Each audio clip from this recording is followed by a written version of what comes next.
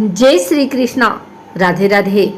आइए सुनते हैं विश्वकर्मा जयंती पर भगवान विश्वकर्मा की कथा। पहला अध्याय। एक समय अनेक ऋषिगण धर्म क्षेत्र में एकत्र हुए और वहां धर्म के तत्व जानने वाले सूत जी से ऋषि कहने लगे, हे पुराण के मर्मज्ञ महात्मने, आप हमारे ऊपर अत्यंत कृपा करके हमारे इस अचानक उत्पन्न हुए संशय का नाश कीजिए। हमने सर्वव्यापक विष्णु के अनेक रूप सुने हैं, उनमें से कौन सा रूप सर्वश्रेष्ठ है, यह हमें बताइए। हे महात्मा मुनियों, तुमने संसार के कल्याण के लिए यह सर्व शुभ काम करने वाला बड़ा प्रश्न किया है। जो तुमने यह संसार के हित के लिए प्रश्न किया है, अतएव मैं तुम्हारे लिए सब जगत पालक परम पूज्य भगवान विष्णु के महा अद्भुत रूप का वर्णन करूंगा। हे तपस्वियों, उस परमात्मा के अनंत रूप हैं, उनमें जो अनंत श्रेष्ठ है उस रूप को अंदर से सुनो। उस दिव्य रूप के स्मरण मात्र से महापात की मनुष्य भी पाप से छूट जाते हैं, इसमें संशय नहीं है। इस प्रश्न को संसार के कल्याण के लिए क्षीर समुद्र में लक्ष्मी ने भगवान विष्णु से एक बार पूछा था। लक्ष्मी कहने लगी, हे जगन्नाथ, आपके महान अनेक रूपों को भक्त मनुष्य भक्ति युक्त होकर पृथ्वी पर पूजते रहते हैं। हे प्रिय, क्या वे रूप सब समान ही हैं या उनमें गौड़ और मुख्य किसी प्रकार का भेद है? विष्णु भगवान बोले, हे प्रिय, जब मैं समस्त ब्रह्मांड को आत्मा में सहत करके स्वानुभाव रूप से योग माया के स्थित होता हूँ, तब मैं एक ही बहुरूप धारण करूं। इस प्रकार इच्छा करता हुआ अपनी माया के वश में हुआ जीवों को कर्म भोग के लिए क्षण मात्र में असंख्य ब्रह्मलोक आदि लोकों को जिस रूप में रचता हूँ, हे देवी, उस रूप को मैं तुझसे कहता हूँ, तुम ध्यान से सुनो। हे देवी, मैं यहाँ अद्भुत शम और तेज से व्याप्त अनेक सूर्यों की चमक से अधिक चमकने वाले विश्वकर्मा रूप को धारण करता हूँ और उनके अनंतर मनुष्य सृष्टि करने की कामना करता हूँ। सर्वप्रथम पुण्यात्मा तपस्वी ब्रह्मा को रचता हूँ।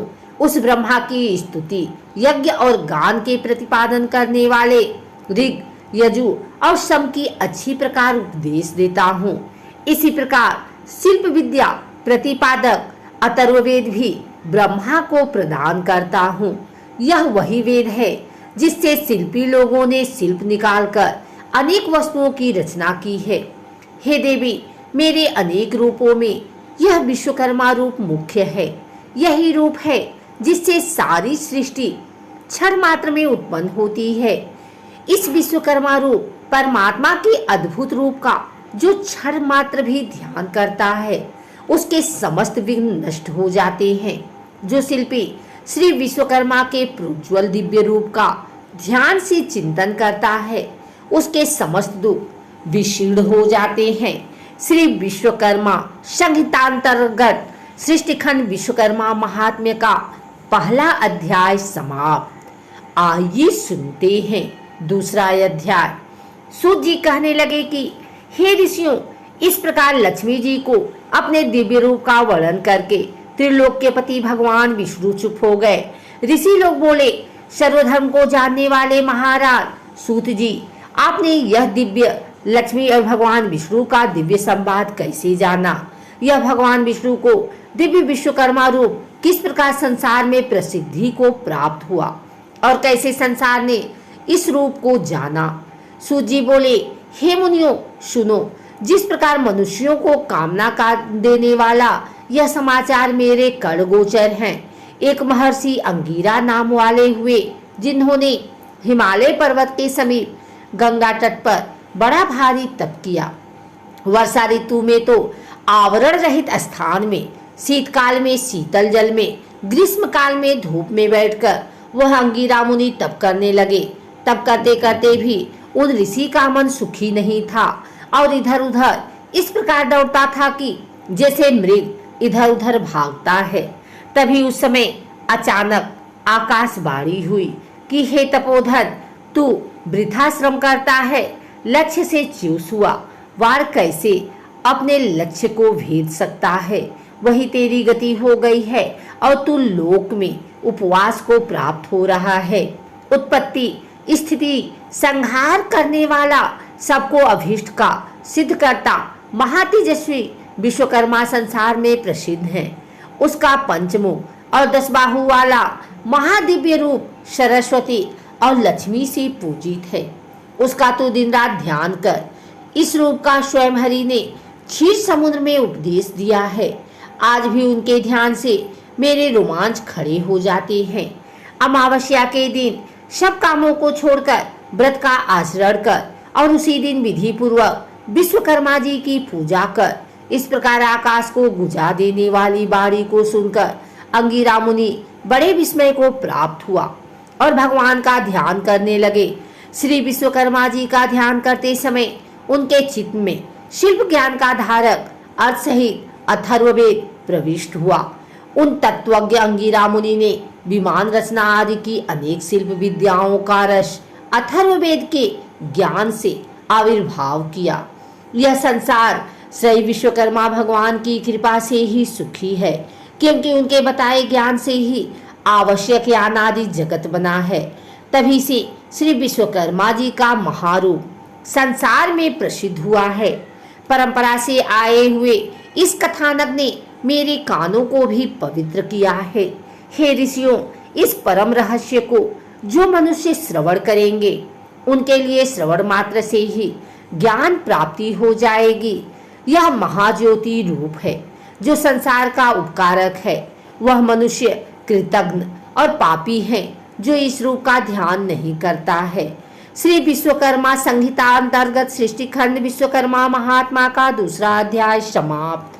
3रा अध्याय प्रारंभ। हे महाराज, आपसे कहे हुए श्री विश्वकर्मा के चरित्र को श्रवण करते हुए हमारे चित्त की तृप्ति नहीं होती है। जैसे अमृत के पान करने से देवताओं की तृप्ति नहीं होती है, अब भी श्री विश्वकर्मा जी के सच्चरित्र के श्रवण की इच्छा इस प्रकार बढ़ती जा रही है जैसे हवा से बार बार अग्नि बढ़ती है। सूत जी कहने लगे, हे मुनि श्रेष्ठों, एकाग्र मन से तुम जगत पूज्य सच्चिदानंद गुरु श्री विश्वकर्मा जी का दिव्य आख्यान सुनो। प्राचीन काल में एक प्रमंगन नाम का राजा हुआ जो अपनी प्रजा को संतान से समान पालता था और सब धन के कामों में बिल्कुल प्रसाद नहीं किया करता था। वह अपनी प्रजा का स्नेह से शासन करता था और कभी भी दंड से प्रजा का दमन नहीं करता था। दरिद्रता से आक्रांत हुए मनुष्य मेरा शासन मानेंगे या उसकी नीति नहीं थी। अतएव वह राजा सदा प्रजा की वृद्धि के लिए यत्न करता था। उसका राज्य कृतज्ञ और दुष्टों के अभाव के कारण सुखी था। उस राजा की कमल के समान नेत्र वाली, साक्षात सती के समान सती, विदुषी, धर्म कर्म व्रत परायण कमला नाम भार्या थी। कभी दैवयोग से उस राजा के शरीर में दारुण कुष्ठ रोग उत्पन्न हो गया। बार बार चिकित्सा किया हुआ भी वह रोग स्वरूप भी शांत न हुआ। उस रोग की पीड़ा से पीड़ित राजा बड़ा व्याकुल होने लगा।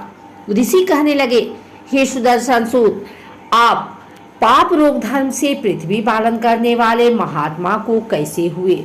यदि इस प्रकार धर्मात्माओं को भी रोग उत्पन्न हो जाता है तो फिर धर्म कर्म में कौन विश्वास करेगा? सूत जी कहने लगे, हे ऋषियों, उस राजा ने पूर्व जन्म में स्वार्थांध होकर यह उपदेश दिया था कि यह संसार अनादि है, इसका कर्ता कोई विश्वकर्मा नहीं है। यह इस कारण लोगों की वंचता करता फिरता था और नास्तिक मत का प्रचारक था। आप जानते हो, यदि कर्मों के फल का देने वाला विश्वकर्मा परमात्मा हो तो उपकार का कर्ता उपकृत मनुष्य द्वारा मृत्यु के अनंतर दिए आशीर्वादों से उत्पन्न पुण्य फल को कैसे प्राप्त कर सकता है? जब परोपकारी को अपने पुण्य का फल मिल ही न सकेगा तो क्यों कोई किसी का उपकार करेगा? अब जब कोई किसी का उपकार नहीं करेगा तो संसार का उच्छेद नाश हो जाएगा। इसलिए नास्तिक पाखंडी की दुर्दशा अवश्य होती है। अनेक जन्मों के पाप पुण्य कर्म का जन्म में ही उसका फल नहीं देते, अतएव उस जन्म में यह फल प्राप्त हुआ, इसमें कोई आश्चर्य नहीं है। अब मैं तुमसे आगे की कथा कहता हूँ, ध्यान से सुनो। कभी उस राजा को अधिक व्याकुल देखकर उसके दुख से दुखी हुई पतिव्रता बेचारी रानी बोली, हे राजन, बड़ा तेजस्वी हमारा कुल पुरोहित अचानक अच्छी रोग से व्याप्त हुआ और बिल्कुल अंधा हो गया। उसे उपमन्यु पुरोहित ने अपने अतीन्द्रिय ज्ञान से देखा तो यह प्रतीत हुआ कि उसे अमावस्या को व्रत कर और श्री विश्वकर्मा जी का पूजन करना चाहिए। तब से ही उस पुरोहित ने सब कर्मों को छोड़कर विधि पूर्वक व्रत किया। व्रत के दिन ब्रह्मचारी रहता और फलाहार या एक बार अनाहार करता तथा धर्म चर्चा में लीन रहा करता था। उस व्रत प्रभाव के कारण पुरोहित को दिव्य दृष्टि प्राप्त हुई और बुढ़ापे में भी उसको देखने की दृष्टि नष्ट हुई। हे महाराज, मैं दीनता के साथ प्रार्थना करती हूँ कि आप भी दीन पालक श्री विश्वकर्मा की शरण में जाइए, जिससे इस दुख से छुटकारा मिले। राजा बोले, हे प्रिय, तुमने ठीक कहा है। इसको सुनकर मेरा चित्त बड़ा प्रफुल्लित हो रहा है और मुझे निश्चय सा हो रहा है कि भगवान श्री विश्वकर्मा के व्रत से रोग की अवश्य निवृत्ति होगी, क्योंकि किसी भी कार्य की सिद्धि को चित्तोत्साह प्रथम ही कह दिया करता है। सूत जी कहने लगे कि उस दिन से लेकर वह राजा प्रतिदिन श्री विश्वकर्मा जी का पूजन और वंदन करके भोजन करने लगा। अमावस्या के दिन सब कामों को छोड़कर व्रत विश्वकर्मा जी का पूजन और व्रत करना चाहिए। श्री विश्वकर्मा संहिता अंतर्गत सृष्टि खंड विश्वकर्मा महात्मा का 3रा अध्याय समाप्त। 4था अध्याय प्रारंभ। सूत जी कहने लगे, हे मुनियों, मैंने तुमको श्री विश्वकर्मा जी के अद्भुत चरितामृत का पान कराया है। अब आगे जगत को विस्मय करने वाले चरित्र का वर्णन करता हूँ।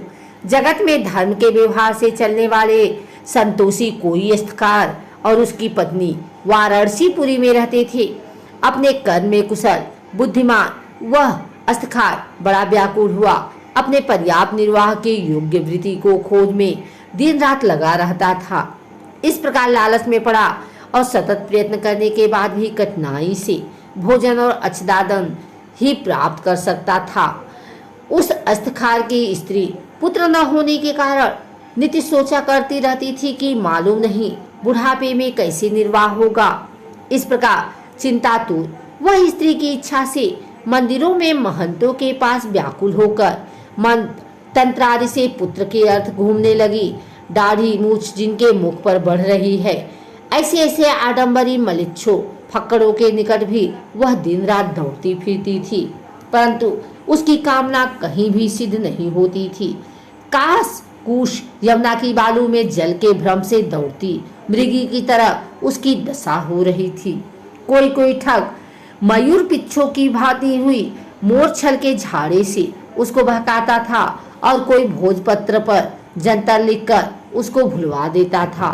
कोई धूर्त उसको कहता था कि मेरी देह में अमुक देवता आता है, वह प्रसन्न हो तेरे लिए वर प्रदान करेगा।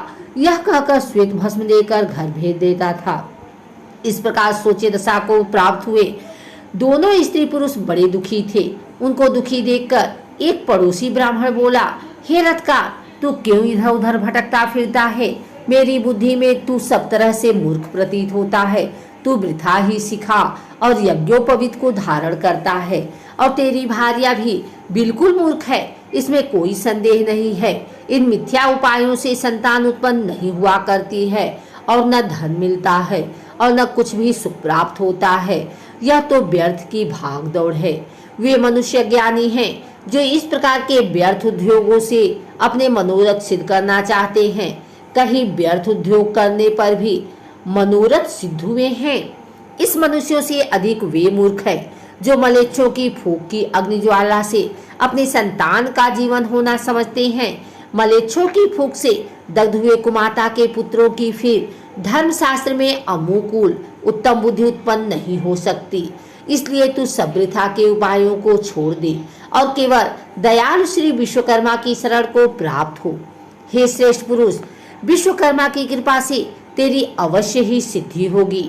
समस्त दुखों के नाश करने में श्री विश्वकर्मा के अतिरिक्त अन्य कोई भी सामर्थ्य नहीं है। कर्मों के फल दान देने में वह विश्वकर्मा परमेश्वर स्वतंत्र है। और आगे पीछे करके कर्मों के फल देते रहते हैं। यदि तेरी यह दुर्दशा अपने बुरे कर्मों के फल से हो रही है तो वह विश्वकर्मा रूप ईश्वर अन्य योनियों में भी फल दे सकता है, क्योंकि वह सर्वशक्तिमान है। ईश्वर कर्मों के फल स्वरूप सुख दुख देता है और इस सुख और दुख के साधन उसके पास बहुत हैं। उसके पाप केवल दुख देने के लिए निर्धन या निसंतान बना देता ही साधन है। इसलिए तू सब कामों को छोड़कर अमावस्या को व्रत कर और जितेंद्रिय रहकर भक्ति से विश्वकर्मा भगवान का श्रवण किया कर। जितना हो सके उतना दान, अध्ययन, परोपकार के कार्य आदि करता रह। इस प्रकार ब्राह्मण के वचनों को सुनकर उस अस्तखार के लोचन खुल गए। उस परोपकारी ब्राह्मण के चरणों को देर तक स्पर्श करके वह रथ कर श्री विश्वकर्मा जी का ध्यान करता हुआ अपने घर को चला गया। उस दिन से लेकर वह धर्मात्मा रथकार श्री विश्वकर्मा जी के चरण कमलों की शक्ति में लीन रहने लगा। उस रथकार की उत्तम स्त्री भी सब मिथ्या उपायों को छोड़कर श्री विश्वकर्मा के उत्तम गुणों में भक्ति करने लगी। अमावस्या के दिन इस दिव्य व्रत के प्रमाण से वह दंपति धन और पुत्रों से युक्त हुई। उस रथकार का एक दिन भी बिना वृत्ति के नहीं जाता था। उसका पुत्र बड़ा सुशील, गुणवान, विद्यमान और अपने माता पिता की शुश्रूषा करने वाला हुआ। इस प्रकार सब देवों से अतिशायी श्री विश्वकर्मा के प्रभाव से यह गृहस्थ सुख भोगने लगा। इसी प्रकार जो मनुष्य भक्ति युक्त चित्त से श्री विश्वकर्मा का ध्यान करते हैं वे इस लोक में पुत्र पौत्र आदि से युक्त होकर सुखी होते हैं। श्री विश्वकर्मा संहिता अंतर्गत सृष्टि खंड विश्वकर्मा महात्मा का चौथा अध्याय समाप्त।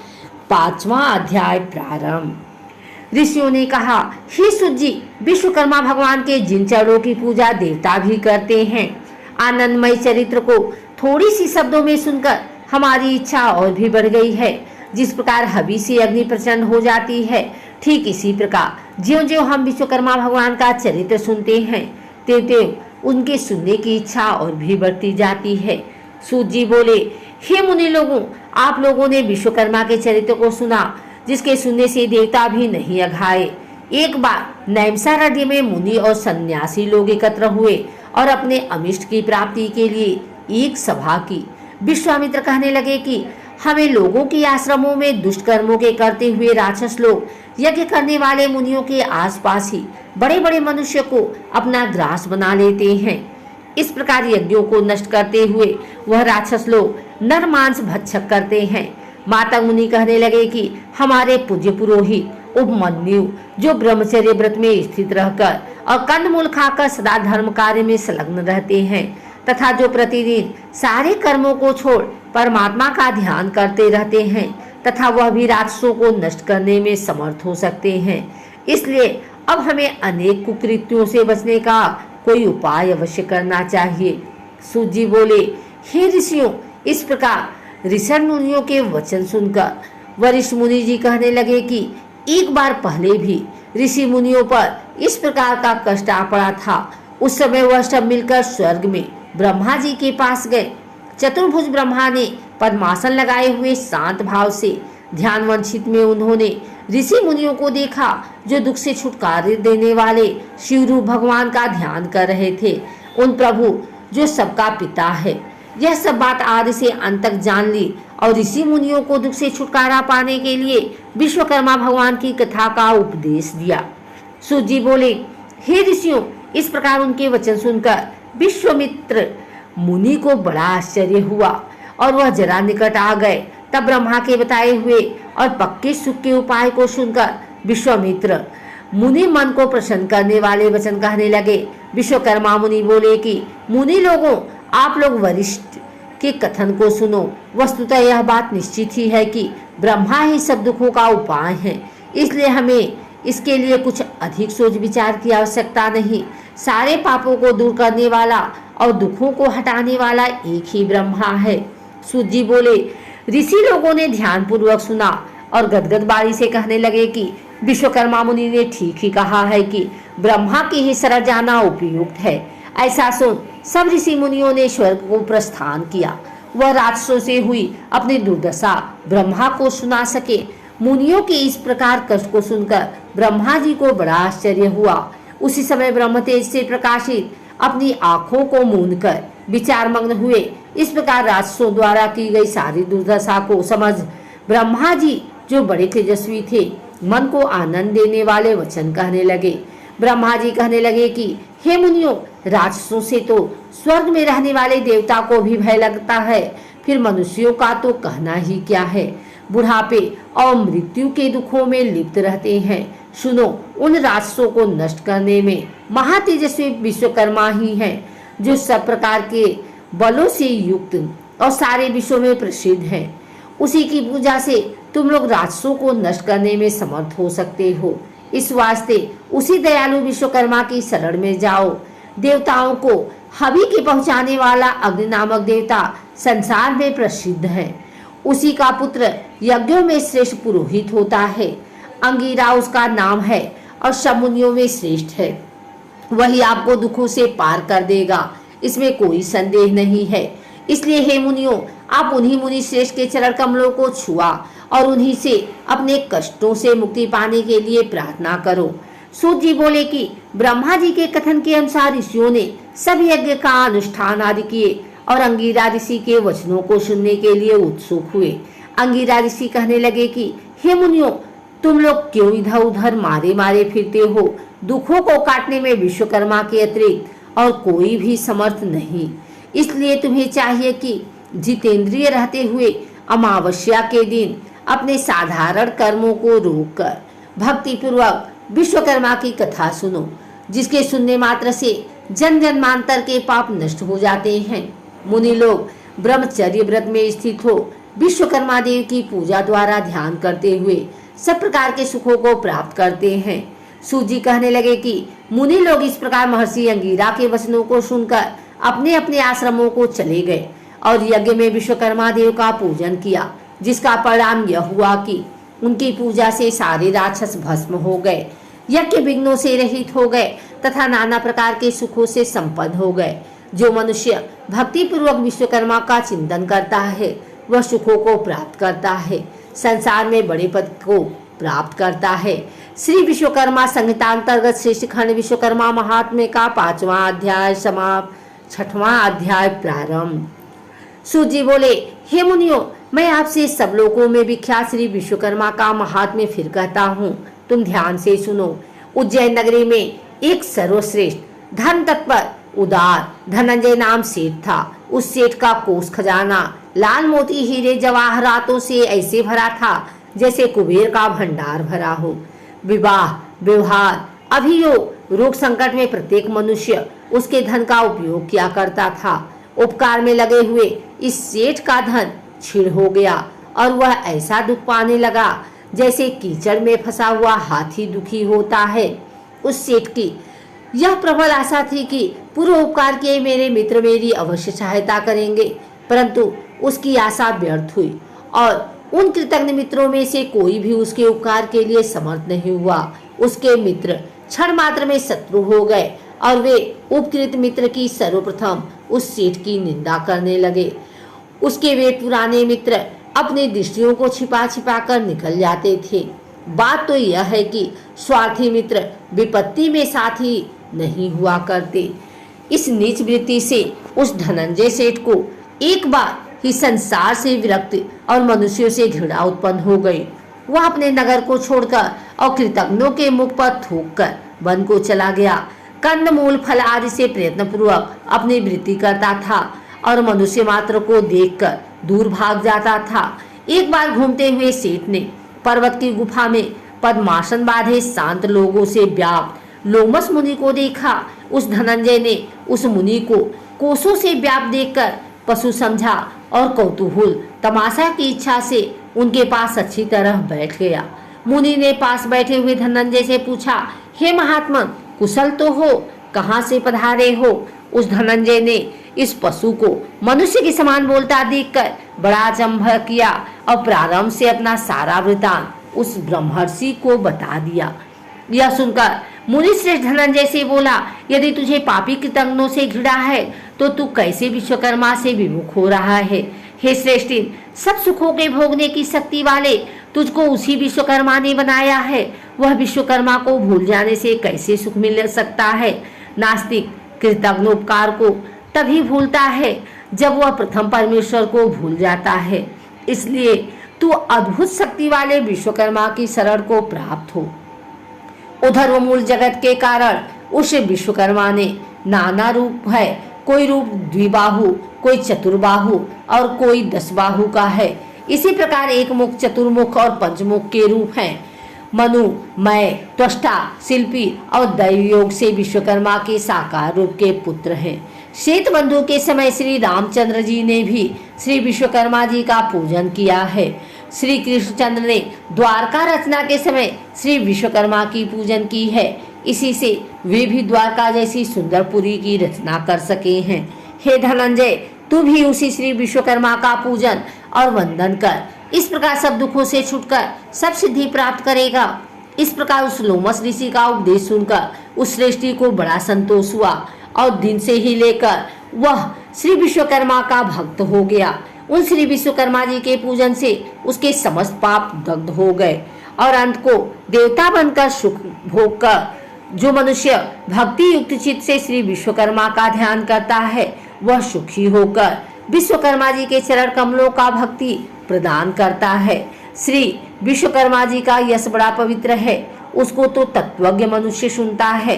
वह पृथ्वी पर सब सुखों को प्राप्त करके अंत में श्री विश्वकर्मा जी के शाश्वत पद को प्राप्त करता है। श्री विश्वकर्मा संहितांतर्गत श्रेष्ठ खंड विश्वकर्मा महात्म्य का 6वां अध्याय समाप्त। 7वां अध्याय प्रारंभ। ऋषि कहने लगे, भगवान विश्वकर्मा की पवित्र कथाओं को श्रवण कर हमको बड़ी श्रद्धा उत्पन्न हुई है। अब आगे और सुनना चाहते हैं। चित्त में उद्योग होने पर क्या करना चाहिए? दरिद्र किस प्रकार नष्ट होता है? मृतवसा अर्थात जिस स्त्री के उत्पन्न होकर बच्चा मर जाता है उसकी शांति का क्या उपाय है? हे तपोधन, पहले जन्म में किए गए पाप इस जन्म में फल देते हैं। रोग दुर्गति, अमिष्ट वस्तुओं का नाशक और शमशेर पीड़ाओं को हरण करने वाले भगवान विश्वकर्मा के पूजन को कहता हूँ। दूध पीने वाले छोटे बालकों तथा तरुण बालकों का मरना मृत वत्सा इस तरह की शांति के लिए और चित्त का वैकल्प दूर करने के लिए भगवान विश्वकर्मा का पूजन करना चाहिए। प्राचीन काल में रथांतर कल्प में एक दंतवाहन नाम का राजा हुआ। वह सूर्य के समान प्रभावशाली लोकों में प्रसिद्ध था। उसी का कृतवीर्य नाम का एक प्रतापी पुत्र हुआ जो 7 द्वीपों पर्यंत पृथ्वी में शासन करता था। उस राजा के 11 पुत्र पूर्व जन्म में किए पाप के वश पैदा होते ही नष्ट हो गए। तब तो रानी शोक करती हुई पृथ्वी पर पछाड़े खाती हुई रुदन करने लगी और राजा से बोली कि मैं अपने यौवन को नष्ट करके पुत्रहीन कैसे धैर्य धारण करूं। तब राजा अपने स्त्री को संतोष दिलाकर गुरु के घर गया और प्रणाम कर बोला, हे भगवान, मेरे पुत्र होकर मर जाते हैं। यह किस दिन की मुझसे अवहेलना होती है, सो कहिए, क्योंकि दिन रात उत्पन्न हुए पुत्रों को याद करके रानी बहुत रुदन करती है और धैर्य धारण नहीं करती है। गुरु बोले, हे राजन, अब बहुत शोक मत करो। तुम्हारे एक वंश को बढ़ाने वाला चिरंजीवी पुत्र होगा। देवों के देवीश भगवान विश्वकर्मा का पूजन करो। उनके प्रसन्न होने पर अवश्य फल की सिद्धि होगी। उनकी पूजा के आगे अन्य देवों की पूजा से क्या। तब राजा ने धर्म से दृढ़ होकर अपनी पत्नी सहित भगवान विश्वकर्मा का पूजन किया। वस्त्र आभूषणों से ब्राह्मणों को संतुष्ट किया। तब भगवान विश्वकर्मा ने प्रसन्न होने पर उसकी स्त्री ने गर्भ धारण किया और 10वें महीने में सुंदर से पुत्र को जन्म दिया। तभी से वह विश्वकर्मा का महीने महीने में पूजन करने लगी। अंत में बैकुंठ धाम को गया। मृतवत्सा को शक्ति के लिए चित्त का भ्रम होने पर विश्वकर्मा प्रभु का अर्चन करना चाहिए। ऐसा करने से मनुष्य की इच्छाएं पूर्ण होती हैं। दरिद्रता का नाश, बाल पीड़ा और दुष्स्वप्न का भय नहीं होता। श्री विश्वकर्मा संहिता अंतर्गत श्रेष्ठ खंड विश्वकर्मा महात्म्य का 7वां अध्याय समाप्त।